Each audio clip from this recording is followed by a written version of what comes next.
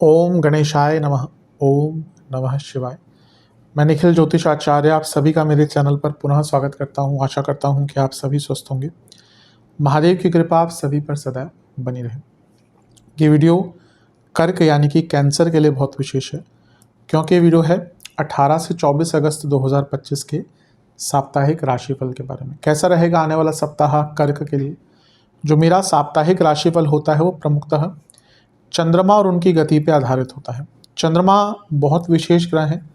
विशेषताएं तो चंद्रमा की बहुत हैं, लेकिन अगर हम साप्ताहिक राशिफल के संबंध में बात करें तो पहला तो उनकी तेज गति, 2.25 से 2.5 दिन में राशि बदलना, उनका मन का कारक होना और उनका ये कारकत्व कि वो जिस भी भाव में जाते हैं, राशि में जाते हैं, ग्रहों के साथ युति योग दृष्टि संबंध बनाते हैं, उनको एक्टिवेट कर देना। इन सभी चीज़ों के कारण, जैसा मैंने शुरू में कहा था, उनकी गति के कारण पूरे हफ्ते में डे टू डे एक्टिविटीज़ पर उनका इम्पैक्ट बहुत होता है और इसलिए साप्ताहिक राशिफल की विशेषता बहुत होती है।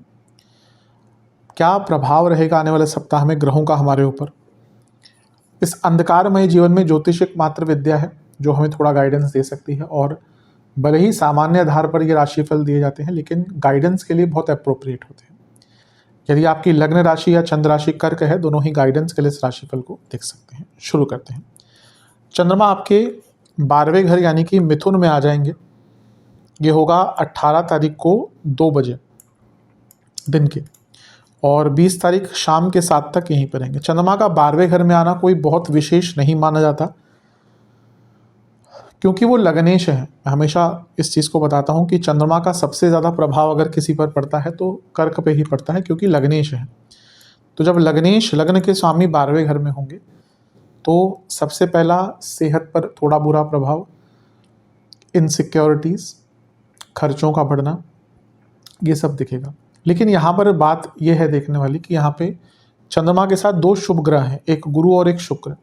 शुक्र ऑलरेडी 12वें घर में अच्छा प्रभाव देते हैं और गुरु यहाँ पर विपरीत राजयोग बनाकर बैठे हैं। अब शुक्र की बात करें, वो लाभेश हैं, चतुर्थेश हैं, 12वें घर में बैठे हैं। तो जब वो लग्नेश के साथ युति बनाएंगे तो पहला तो विदेश संबंधित कार्यों को पूर्ण करने के लिए अच्छा है, जॉब चेंज करने के लिए अच्छा है, क्योंकि लाभ स्थान के स्वामी 12वें घर में है और लग्नेश की उनसे युति हो गई। और क्योंकि विपरीत राजयोग बना रहे हैं गुरु के साथ, या गुरु विपरीत राजयोग बना रहे हैं और चंद्रमा शुक्र के साथ बैठे हैं, तो लीगल कार्यों में सफलता और प्रॉपर्टी बेचने के लिए भी बहुत अच्छा योग है।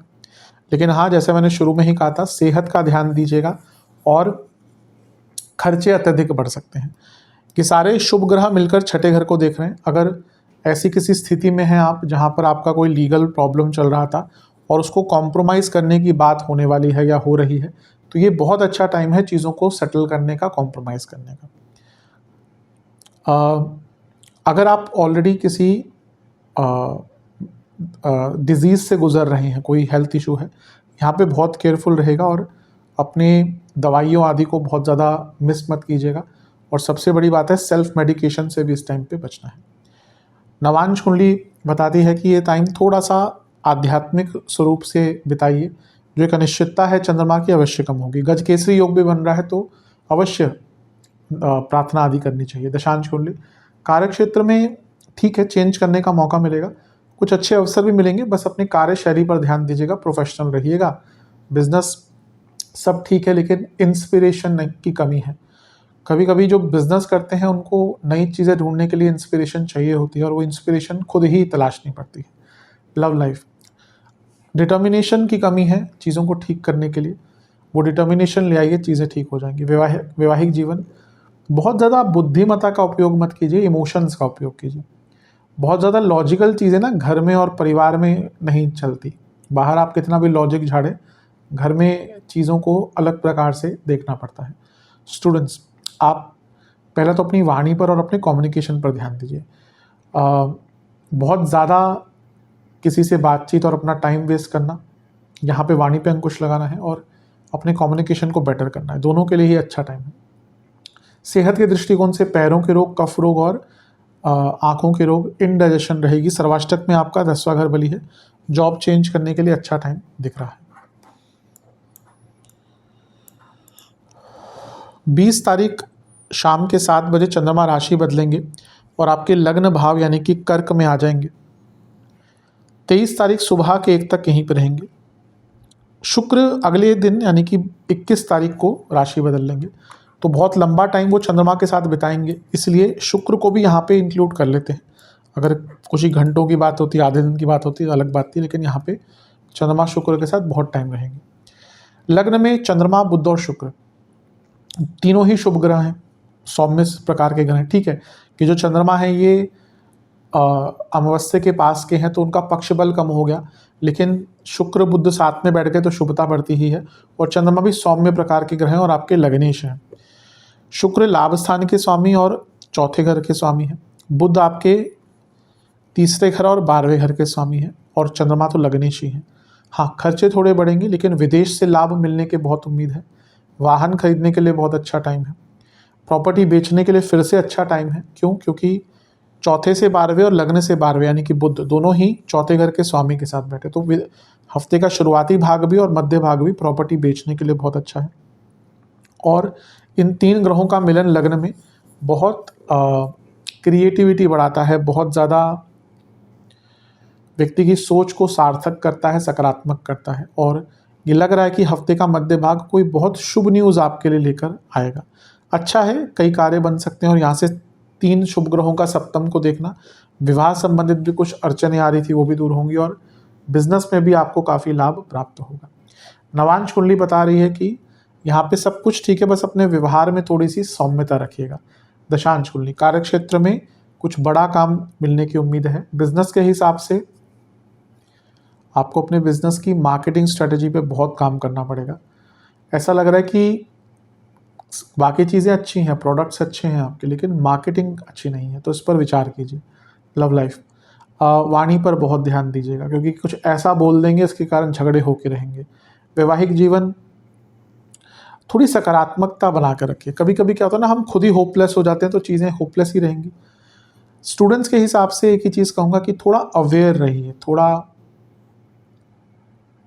आपको आसपास की चीज़ों के बारे में ना थोड़ा सा जानना है, थोड़ा जागरूक होना है, क्योंकि लग रहा है कि उन सब चीज़ों की कमी है। सेहत के दृष्टिकोण से पेट के रोग, नसों के रोग, कफ रोग तंग करेंगे। सर्वाष्टक में आपका 10वां भाव अत्यंत बली है, ये अपने आप में अंकित कर रहा है कि कार्य क्षेत्र में कुछ अच्छा काम करने का मौका आपको प्राप्त हो सकता है।